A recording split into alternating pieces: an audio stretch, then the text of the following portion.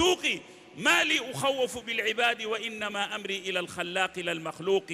إذن التجلي الأول للرحمة الفطرة السوية، والثاني التوحيد الخالص، والثالث شرع الله هذه العبادات الشعائر التعبدية رحمة بنا لتزكي أخلاقنا ولتقوم نفوسنا، فالصلاة تنهى عن الفحشاء والمنكر وهذه رحمة، والزكاة خذ من أموالهم صدقة تطهرهم وتزكيهم بها وهذه رحمة، والصوم لعلكم تتقون وهذه رحمة، والحج ليشهدوا منافع لهم ويذكروا اسم الله في أيام معلومات وهذه رحمة.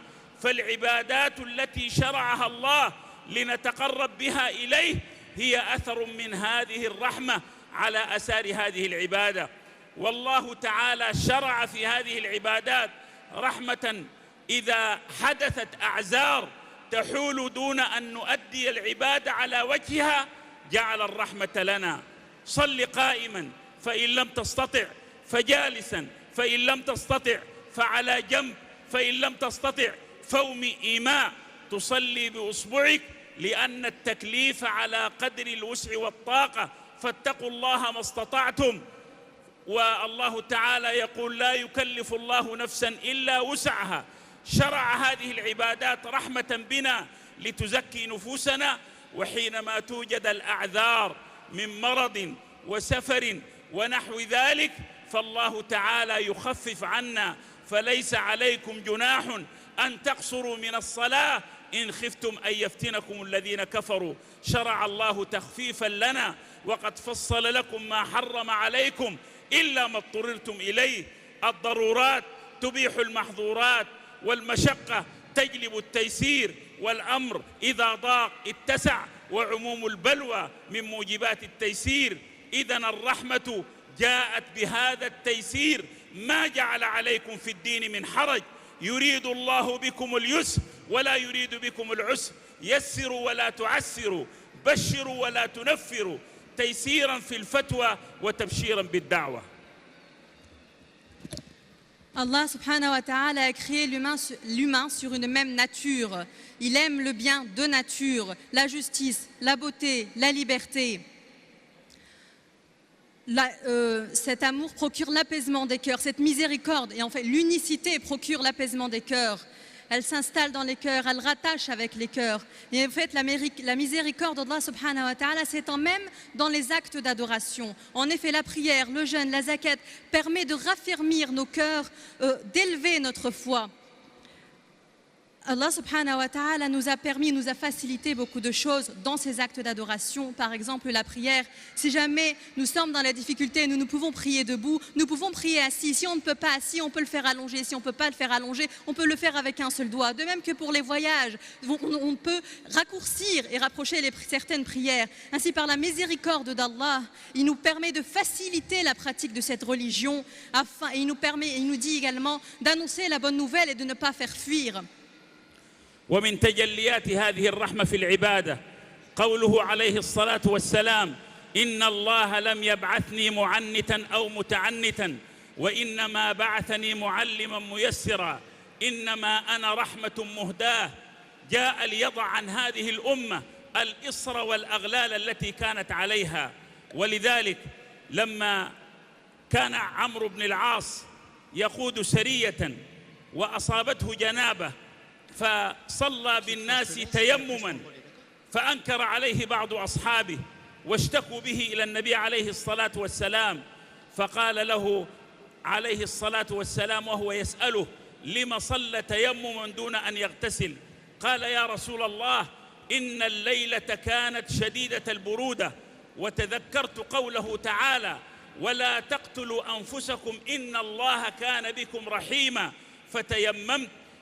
فتبسم النبي صلى الله عليه وسلم إقرارا لفعله، وذلك دليل على أن الشريعة إنما جاءت بالتيسير ورفع الحرج ودفع المشقة تحقيقا لمعاني الرحمة في أوسع مدلولاتها ومشتملاتها. Il nous donne l'exemple de Amr ibn al-As qui conduisait un groupe un soir et au lieu d'utiliser l'eau, il a choisi de faire le tayammum.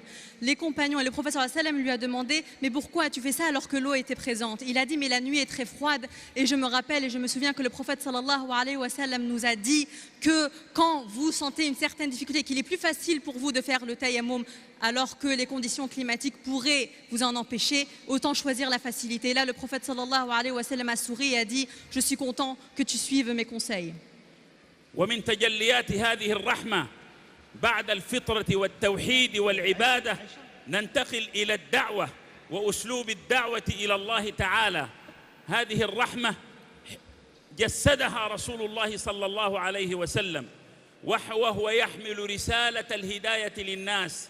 آذاه قومه وأخرجوه من دياره وأهله، ومع ذلك كان الله تعالى يسأله عبر ملك الجبال أن يطبق عليهم جبلين عظيمين من جبال مكة، ولكنه يحب إرادة الخير للناس، يحب هداية البشر. قال بل أدعو الله أن يخرج من أصلابهم من يعبد الله. يؤذى فيقول اللهم اغفر لقومي فإنهم لا يعلمون. وهذا تأكيد معنى قوله تعالى وإن تتقوا وتصبروا لا يضركم كيدهم شيئا. هذا منهجه في الدعوة، أنه يدفع السيئة بالحسنة ويقابل الجاهلية بالمعروف. خذ العفو وأمر بالعرف وأعرض عن المشركين. صل من قطعك وأعط من حرمك واعف عن من ظلمك.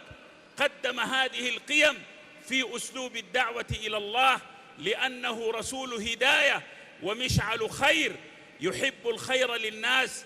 وفرق بين أن تكره المعصية أن تبغض الكفر وبين أن تحقد على ذات الناس. إن استعلاء الإيمان لا يعني تعاليا على الناس، بل يعني خفض الجناح، حب الخير لهم والبحث عن القواسم المشتركة في الدعوة إلى الله تعالى. لذلك لن تكون الدعوة على بصيرة، ولن تكون الدعوة إلا بالموعظة والحكمة والمجادلة بالتي هي أحسن وليس بالتي هي أخشن. وهذا وجه من تجليات الرحمة في الدعوة إلى الله. Le prophète alayhi salatu wassalam a subi énormément de pression, d'expulsion, de persécution. Et malgré cela, son appel s'est fait avec la douceur.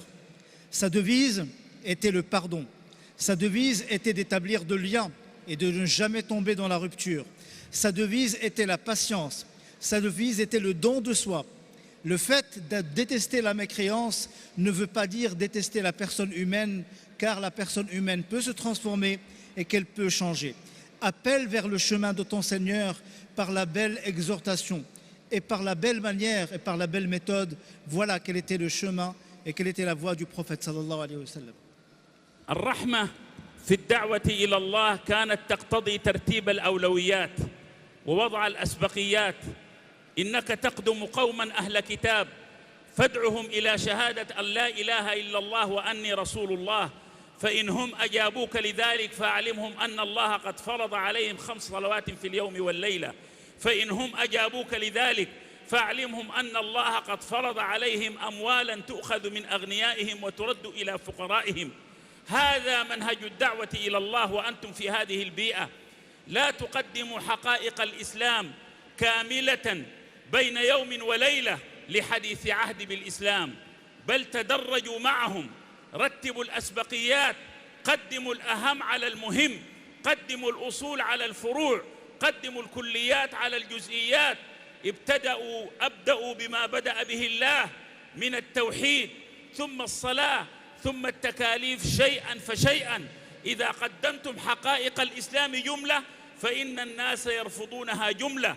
ولكن كما قال عمر بن عبد العزيز لولده المتحمس يا بني إن الله ذم الخمر في القرآن مرتين وحرمها في الثالثة، وإني لأخشى أن أحمل الناس على الحق جملة فيدفعوه جملة ويكون من ذلك فتنة. إذن رغبوا الناس في حقائق الإسلام بالتدرج، بالمرحلية، بترتيب الأولويات، واقبلوا منهم ما تيسر شيئا فشيئا.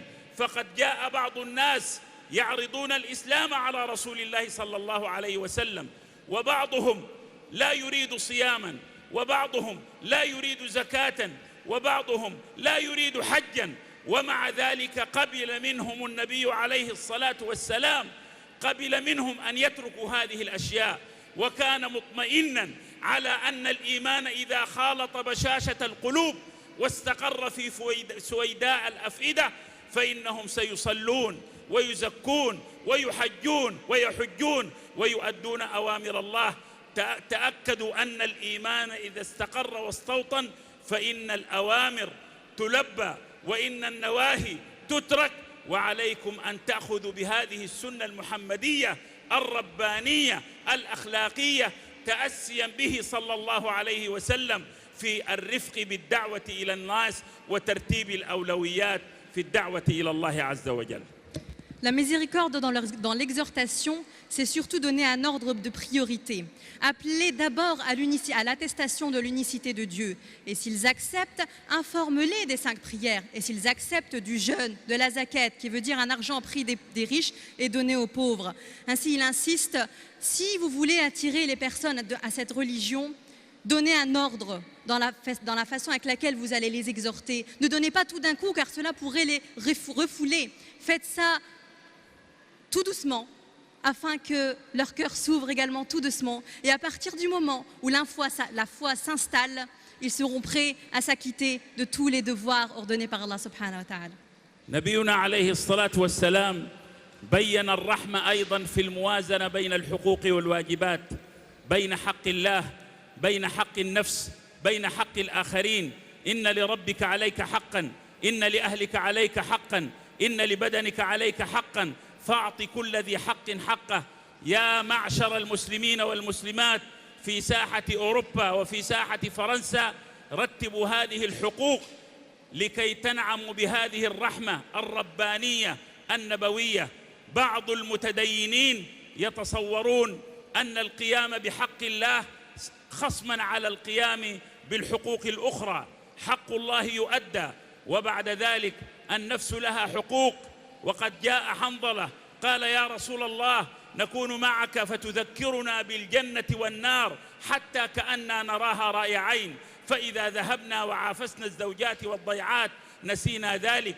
قال لو أنكم تدومون على الحالة التي تكونون فيها عندي لصافحتكم الملائكة في الطرقات، ولكن ساعة فساعة، روحوا عن القلوب ساعة فساعة.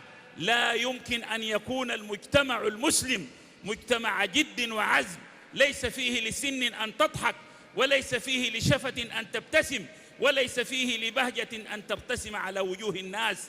كلا، إنه دين يعطي الأشواق المادية الجسدية حقها، لأن الإنسان مخلوق من عنصر الطين، إني خالق بشرا من طين.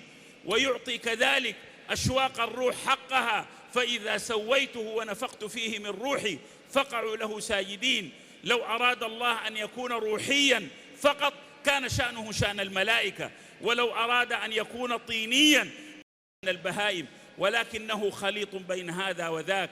ولذلك عليه الصلاة والسلام الذي عبد حتى تورمت قدماه ليكون عبدا شكورا، كان يعيش حياته الإنسانية البشرية لا يقابل أصحابه إلا متبسما، وتبسمك في وجه أخيك صدقة.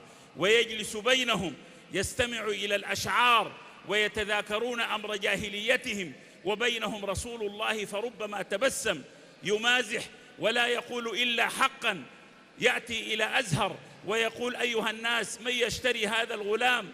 إذا تجد كاسدا يا رسول الله، أنت عند الله ليس بكاسد. يمازحه، يمازح المرأة العجوز، لا يدخل الجنة عجوز فتولي وهي تبكي، وإنما يريد أنها تدخل شابة. إنا أنشأناهن إنشاء فجعلناهن أبكارا عربا أترابا لأصحاب اليمين. بعض المتدينين والمتدينات يفهمون الدين أن يكون الإنسان مقطب الجبين، محمر العينين، منتفخ الأوداج، لا يمزح ولا يمازح ولا ينشرح صدره للنكتة ولا للطرفة. هذا بعيد عن هدي نبينا صلى الله عليه وسلم. فالرحمة تتجلى في التوازن بين الحقوق، حق النفس وحق الأهل وحق الرب، حتى تكون الحياة قائمة على هذا التوازن الذي قامت عليه رسالة الكون. والسماء رفعها وضع الميزان ألا تطغوا في الميزان وأقيموا الوزن بالقسط ولا تخسروا الميزان. Les droits et les devoirs paramètrent la vie du musulman, c'est ce que le prophète sallallahu alayhi wa sallam nous a appris. Ton Seigneur a un droit sur toi, ton Dieu. Ta famille a un droit sur toi, tes enfants ont un droit sur toi. Ta société, tes relations, tes amis, ton corps a un droit sur toi. Il faudrait que tu donnes à chacun son droit. Vous, musulmans de France, apprenez à organiser ces priorités afin de ne délaisser aucune de ces priorités. Un jour, un compagnon qui s'appelle Handala est venu voir le prophète et lui dit « Ô prophète de Dieu, je suis devenu un hypocrite. Pourquoi donc ?»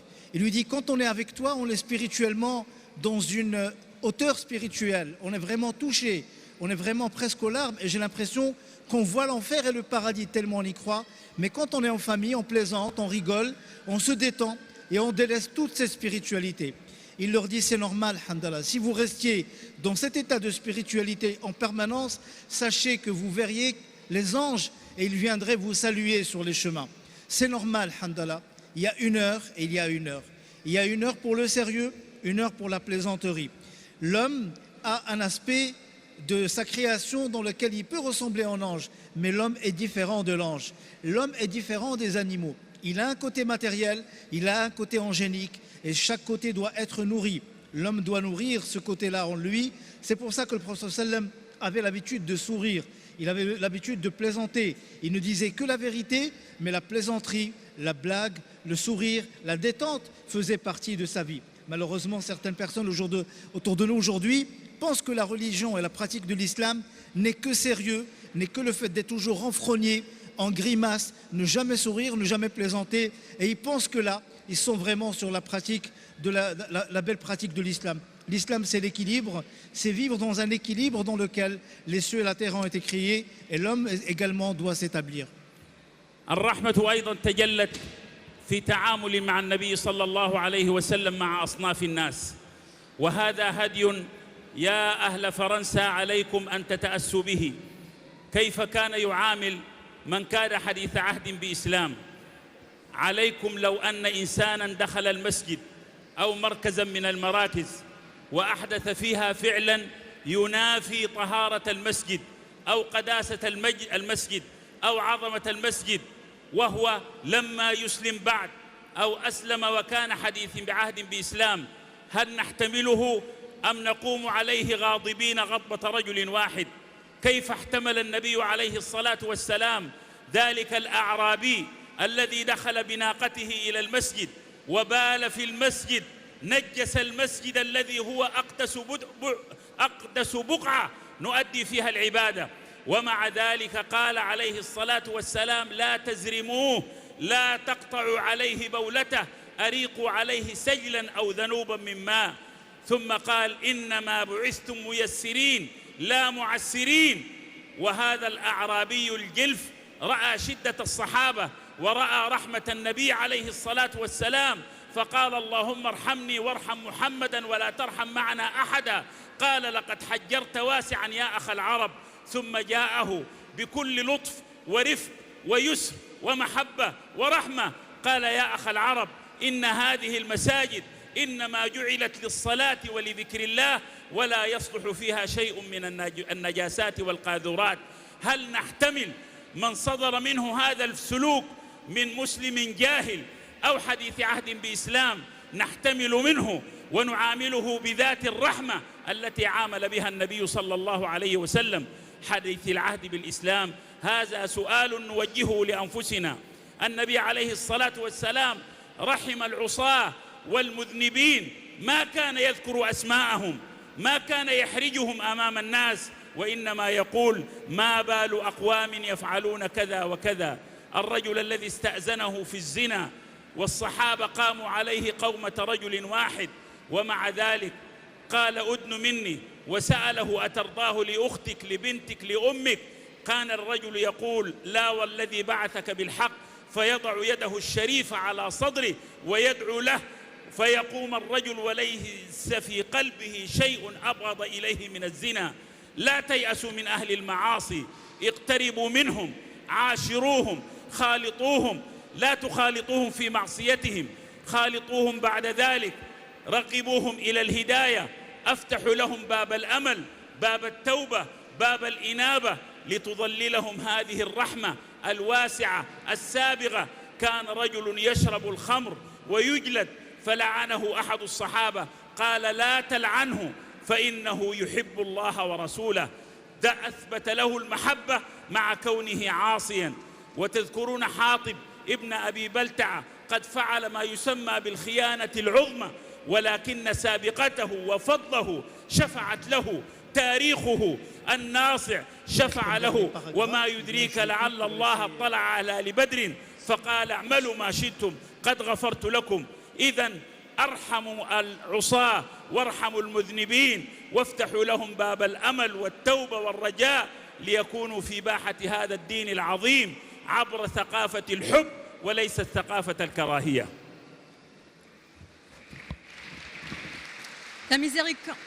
La miséricorde du prophète sallallahu alayhi wa sallam s'est également vue dans le comportement dans son comportement avec les gens. Et donc à nous de le suivre et de suivre ce comportement. Il dit, que feriez-vous si un jour un homme venait dans nos mosquées ici et faisait des impuretés dans cette mosquée? Comment est-ce que vous allez réagir? Est-ce que vous allez vous fâcher ou pas? Il a dit, prenons exemple sur le prophète sallallahu alayhi wa sallam. Un jour, un bédouin est entré dans la mosquée avec sa chamelle qui a uriné. Les compagnons se sont fâchés, mais le prophète sallallahu alayhi wa sallam leur a dit, mais non, avec douceur, accueillez-le avec douceur et faites-lui comprendre uniquement que cette chose ne se fait pas, que nos mosquées sont consacrées pour l'adoration du Seigneur et qu'il va falloir trouver une autre place pour permettre à la chamelle d'uriner. Ainsi, à nous de suivre cette miséricorde dans le comportement avec les personnes qui désobéissent.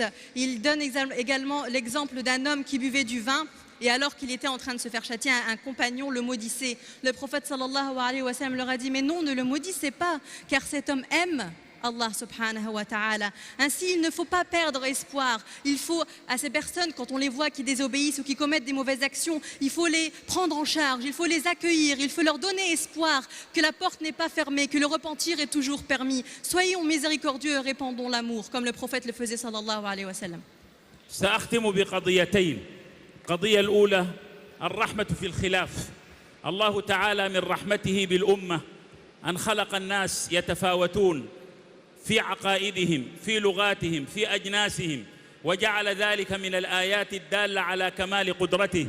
ومن آياته خلق السماوات والأرض واختلاف ألسنتكم وألوانكم. ثمرة هذا الاختلاف هو التعارف وليس التناكر، وبذل المعروف وتحصيل المعرفة. النبي عليه الصلاة والسلام أراد أن يجمع الأمة وأن يوحدها على الكليات، على القرآن المنزل وعلى الرسول المقتدى به وعلى القبلة وعلى وحدة المصير المشترك. وجعل لنا من الرحمة أن نختلف في الفروع، أن تتنوع آراؤنا وتتعدد اجتهاداتنا الفقهية في العبادة، في الفكر، في السلوك. هذا الاختلاف ينبغي أن نرعى آدابه وأن نجعله وسيلة رحمة حينما نجعله اختلاف تنوع وليس اختلاف تضاد. نحن رأينا المسلمين في تجمعاتهم، في مراكزهم، في مؤسساتهم، غلبت عليهم العصبية الحزبية، غلبت عليهم العصبية الجهوية، غلبت عليهم العصبية العرقية، وهذه من دعوى الجاهلية التي تتنافى مع مبدأ الرحمة. وقعنا في فخ أن يكفر بعضنا بعضا، أن يفسق بعضنا بعضا، أن يضلل بعضنا بعضا، أن يجهل بعضنا بعضا. ولكن الخلاف في الفروع ينبغي أن نتعامل معه على أنه رحمة حينما نجعله خلاف تنوع. ولذلك وسعت أمتنا ما كان من رخص ابن عباس، ما كان من عزائم ابن عمر، ما كان من فقه أبي حنيفة، ما كان من مقاصدية الشاطبي، ما كان من ظاهرية ابن حزم، وكلهم من رسول الله ملتمس غرفا من البحر أو رشفا من الديم. لا تتعصبوا لا لمذهب ولا لشخص ولا الإمام ولا لقطر ولا لحزب ولا لجماعة. خذوا الخير من كل الطوائف، وافتحوا قلوبكم ووسعوا مداركهم، واجتمعوا على قلب رجل واحد، متحابين متآلفين، واجعلوا هذه الانتماءات وسائل وليست غايات تحجبكم عن الغاية الكبرى، وهي الاجتماع على الحق والعدل والخير والجمال. فهذه من الرحمة التي أرادها الله لهذه الأمة. قال: ولذلك خلقهم، أي للاختلاف والرحمة خلقهم. ولذلك كانت القاعدة: إجماعهم حجة قاطعة واختلافهم رحمة واسعة. عيب عليكم معشر المسلمين والمسلمات حينما يأتي رمضان تختلفون على هلال رمضان. بعضهم يتعصب لبلده التي جاء منها، وبعضهم يتعصب لمذهبه الذي جاء به، وبعضهم يتعصب لمركزه الذي. صومكم يوم تصومون وفطركم يوم تفطرون. عبروا عن وحدة الجماعة في كيان واحد. صوموا يوما واحدا وافطروا يوما واحدا. هذه هي الرحمة حينما تتجلى في وحدة الصف فيما بينكم. واتركوا الخلاف في العالم الإسلامي، ولكن أنتم ينظر إليكم غير المسلمين كيف تؤدون العيد في 3 أيام متواليات. العيد جاء ليعبر عن وحدتكم، ورمضان جاءت يعبر عن وحدتكم. فوحدتكم في الموقف هي من تمام الرحمة التي تجعل الخلاف خلاف سعة وتيسير. والنقطة الأخيرة أيها الأحباب، الرحمة في العلاقات. نحن علاقاتنا أحيانا تقوم على مبدأ التنازع على الحقوق والواجبات، ولكن العلاقة بيننا علاقة عقد على التوحيد والإيمان، وعلاقة تكاملية تتكامل أدوارنا، وعلاقة تراحمية. الراحمون يرحمهم الرحمن. ارحموا من في الأرض يرحمكم من في السماء. من لا يرحم لا يرحم. لا تنزع الرحمة إلا من شقي. ذكر الله الرحمة في الوالدين: واخفض لهما جناح الذل من الرحمة وقل رب ارحمهما كما ربياني صغيرا. جعل الرحمة في العلاقة مع الزوجة سكن ومودة ورحمة، حب. عبروا عن مشاعر الحب لأزواجكم. الزوجة التي تغسل لك ثوبك، تطهي لها طعامك، تربي أولادك، تنتظر غيابك، تهيئ لك منزلك، تحتاج منك أن تجد منك كلمة تعبر لها عن الحب، عن الجمال، عن السعادة القلبية في العلاقة بينك وبينها. من أحب النساء إليك؟ قال عائشة: ومن الرجال أبوها. الرحمة في العلاقة مع الأولاد. اتقوا الله واعدلوا بين أولادكم. كان يقبل الحسن والحسين، فدخل رجل: يا رسول الله، أو تقبلون صبيانكم؟ إن لي 10 من الأولاد ما قبلت واحدا منهم. قال: أو أملك أن نزع الله من قلبك الرحمة؟ من لا يرحم لا يرحم. الرحمة كذلك مع الجار. ما زال جبريل يوصيني بالجار حتى ظننت أنه سيورثه. الرحمة بعموم المسلمين. المسلم أخو المسلم، لا يظلمه لا يسلمه، أي لا يسلمه لعدوه، لا يحقره. بحسب امرئ من الشر أن يحقر أخاه المسلم. الرحمة بغير المسلم أن تبروهم وتقسطوا إليهم. والبر حسن الخلق. وجاء البر في أعظم العبادات، وهي بر الوالدين، ذكرت في العلاقة مع غير المسلمين. أما القسط ليس هو العدل، لأن العدل أن تعطي الحق الذي لك وتأخذ الواجب الذي عليك، ولكن تؤدي الواجب الذي عليك، ولكنه مقام فوق القسط، بل هو الفضل والإحسان. هذا في التعامل مع الآخرين. التعامل حتى مع النبات للحفاظ على البيئة، الرحمة بها. لا تسرف في استعمال الماء ولو كنت على نهر جاري. الرحمة كذلك في التعامل مع البيئة بمنطق التوظيف الأمثل لمقدرات البيئة. والتعامل كذلك في الرحمة حتى مع الحيوان. امرأة بغي نزعت خفها، سقت الكلب، شكر الله صنيعها فغفر لها. وأخرى دخلت النار في هرة حبستها، لا تركتها تأكل من خشاش الأرض ودخلت بسببها النار. حتى مع الحيوان الأعجم، مع النبات الأخضر، مع الجماد الأصم، هذه الرحمة ينبغي أن تسري في سائر العلاقات. أختم بأن كثيرا من المسلمين يعتقدون أن العلاقة بينهم وبين غير المسلمين لا توجد فيها مودة، ويعتبرون أن المودة والمحبة منحصرة في العقيدة الإيمانية، وهذا ليس بصحيح. العقيدة الإيمانية هي أوثق روابط المحبة، ولكنها لا تنفي ما سواها. فالرجل يتزوج الكتابية يهودية كانت أو مسيحية، ألا يحب زوجته؟ الزواج المبني على السكن والمودة والرحمة، ويكون له أبناء لهم أخوال، مصاهرة ونسب ورحم، والرحم موصول بعرش الرحمن، من وصله وصله الله، من قطعه قطعه الله. تحب الإنسان لكونه جارا لك، لكونه زميلا في العمل، لكونه شريكا في التجارة. أسباب كثيرة تجمعك على أن توده وأن تصادقه، وهذا معنى صحيح. قال الله تعالى: ها أنتم أولئك تحبونهم ولا يحبونكم، وقال: إنك لا تهدي من أحببت، وكان يحب عمه أبا طالب. أختم بعبارة ينبغي أن نكتبها جميعا بماء الذهب. حينما ولى علي بن أبي طالب مالك بن الأشتر ولاية مصر، قال له: فأشعر قلبك الرحمة بالرعية والمحبة لهم واللطف بهم. والرعية من هم؟ صنفان: إما أخ لك في الإسلام، وإما نظير لك في الخلق، أخوك في الإنسانية. قال له: أشعر قلبك الرحمة بالرعية والمحبة لهم واللطف بهم، ولا تكن عليهم سبعا ضاريا تغتنم أكلهم. ثم قال له: يفرط منهم الزلل، تغلب عليهم العلل، يؤتى على أيديهم من العمد والخطأ، فأعطهم من عفوك وصفحك مثل ما تحب أن يعطيك الله من عفوه وصفحه، فإنك فوقهم، ووالي الأمر عليك فوقك، والله فوق من ولاك. أيها الإخوة، الرحمة هي الأخلاق العالمية التي ينبغي أن تسود بيننا معشر المسلمين والمسلمات، وفي العلاقة بيننا وبين غير المسلمين.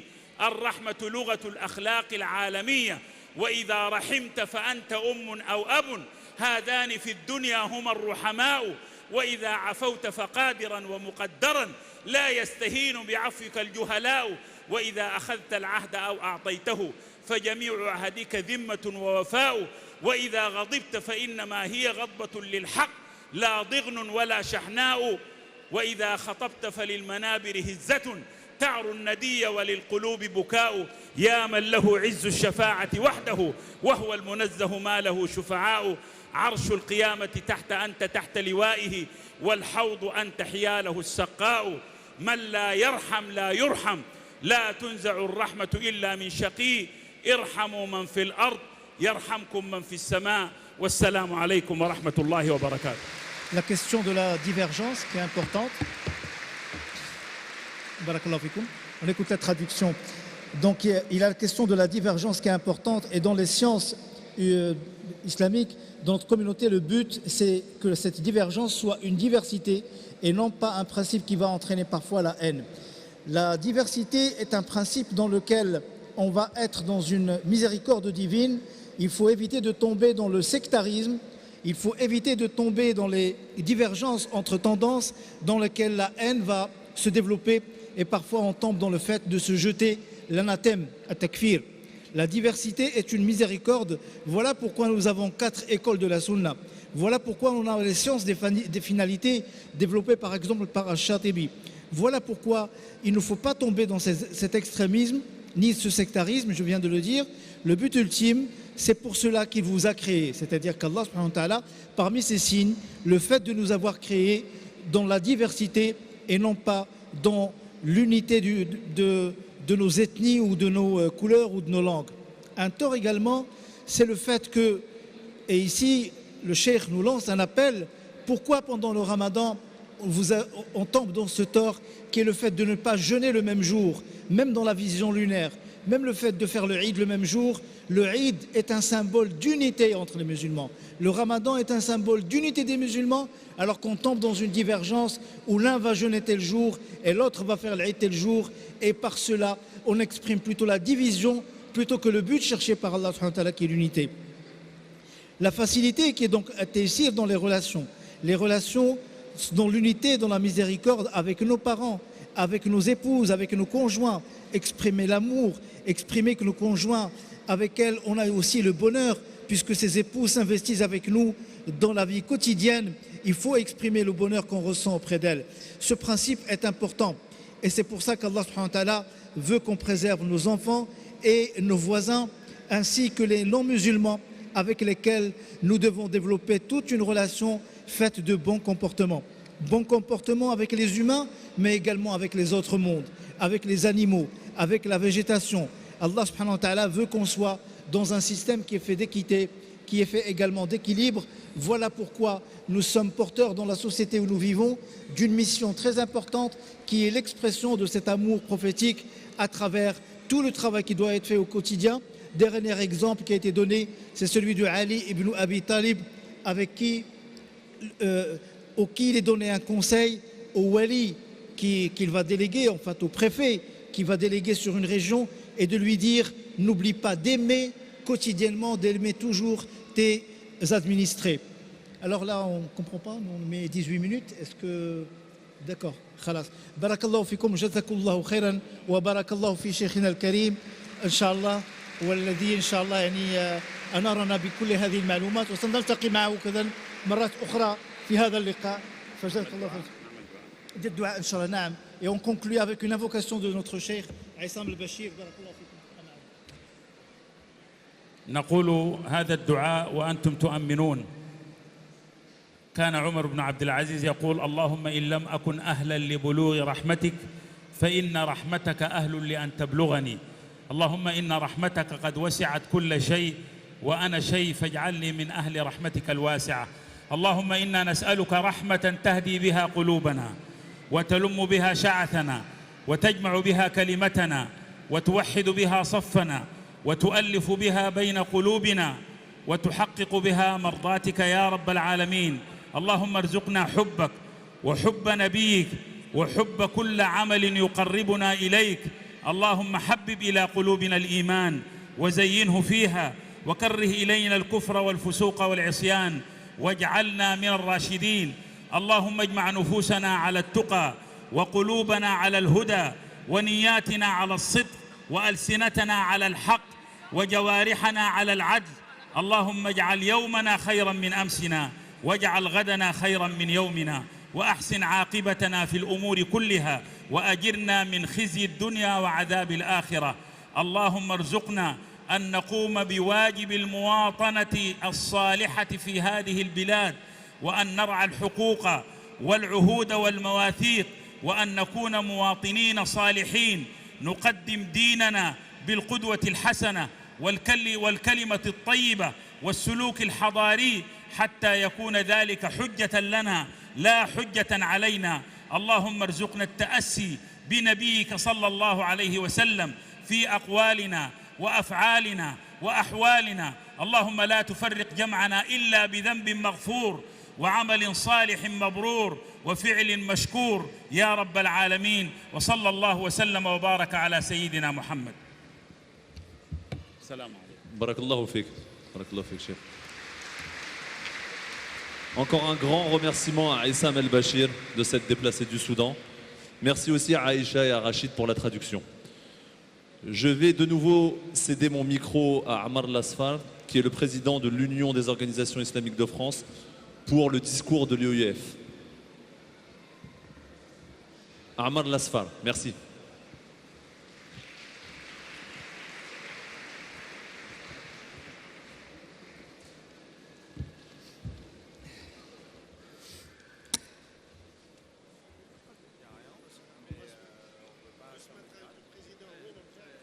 Vous venez à Shabab.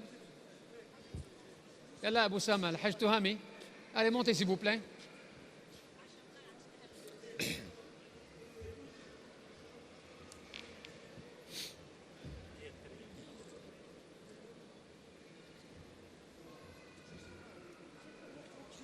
جلسوا وقفوا متى بسم الله. خلوا السلام ابري وقفوا. يلا وقفوا. اجوا مولاي.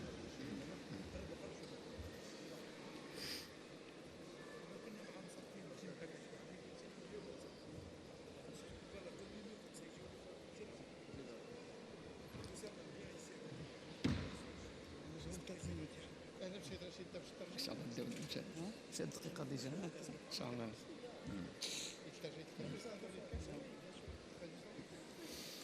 بسم الله الرحمن الرحيم والصلاة والسلام على أشرف المرسلين سيدنا محمد وعلى آله وصحبه أجمعين. الإخوة الأخوات، السلام عليكم ورحمة الله وبركاته. Chers frères, chères sœurs, mesdames, messieurs, bonjour. Je vous demande de me supporter un quart d'heure, 20 minutes. Je vais prononcer le discours de l'UIF concernant le sujet et surtout parlant de l'UIF en lui-même.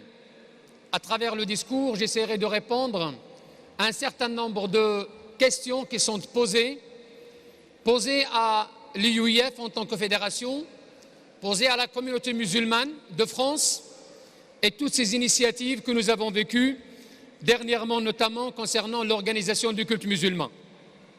Votre rencontre, la rencontre annuelle des musulmans de France, fut un temps appelé le congrès annuel de l'UIF. Puis, en 1988, ici au Bourget, l'UIF, après la décision de l'offrir aux musulmans de France, qui en ont fait le rendez-vous annuel de retrouvailles, de rencontres et d'échanges. Cette rencontre a bien sûr évolué sur le temps, avec le temps, et s'est développée tant sur le fond que sur la forme, est devenue un événement incontournable pour les musulmans de France, voire d'Europe. Cette année, en organisant cette rencontre, l'UIF ne prétend pas inculquer quoi que ce soit aux dizaines de milliers de personnes que vous êtes. Elle se contente de créer un cadre de débat, de discussion et d'échange autour d'un thème en invitant des conférenciers, des savants, des universitaires et des hommes et des femmes de terrain qui apporteront leur contribution et leur éclaircissement. Cette année, nous vous invitons autour d'un thème cher au cœur de chaque musulmane et de chaque musulman. Muhammad sallallahu alayhi wa sallam, prophète de miséricorde et de paix. Nous nous t'avons envoyé que comme miséricorde pour les mondes. Wa ma arsalnaka illa rahmatan lil alamin. Si la personne du prophète constitue l'axe principal de la rencontre, nous traiterons aussi de ce qui nous préoccupe, nous les citoyens de confession musulmane. Nous avons connu un début d'année qui a marqué les esprits du monde entier. Le 7 et le 9 janvier resteront gravés à jamais dans les mémoires. Durant ces événements tragiques, les musulmans de France ont montré une fois de plus qu'ils sont d'abord des citoyens, avec toutes les attitudes